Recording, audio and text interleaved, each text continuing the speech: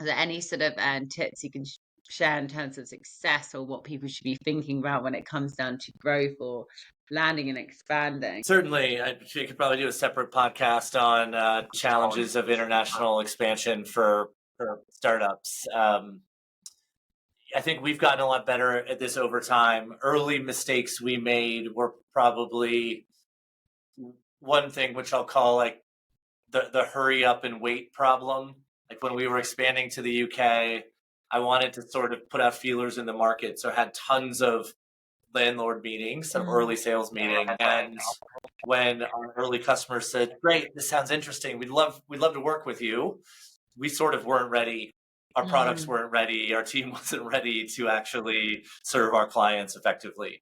And so it was a bit of a stop and start challenge where we aggressively pursue new client relationships without the ability to deliver.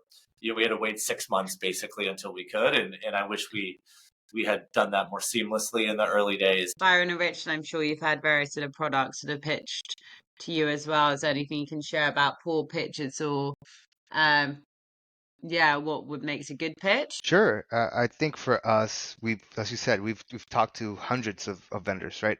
Especially now in PropTech, everybody has a solution that they want to sell you. Everything from smart irrigation all the way to people counting. So there's a bunch of technology out there, but the foundation I think is very important. Having that foundation, that flexibility, being able to pivot across. And Richard, what about you? I think every week we would get a new vendor wanting to pitch some form of new technology to us, and that that's fantastic actually, and we're very receptive to what's increasingly becoming available in the market. I think for us, we very often a lot of the things that are being presented are quite technical. What's important is to sort of establish the real need for the product and the business case for the product and the rationale for the product right up front.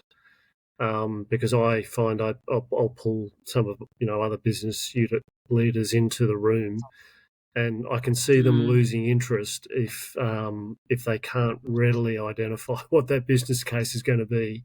Is it going to save them money? Is it going to improve the attractiveness of the building? Is it going to make tenants more willing to come into the building or stay in the building? If they can't see the obvious business need, then they'll switch off, and then you're left with a very technical person sort of trying to pitch a story that's not being listened to at all. So yeah, it's one of the challenges.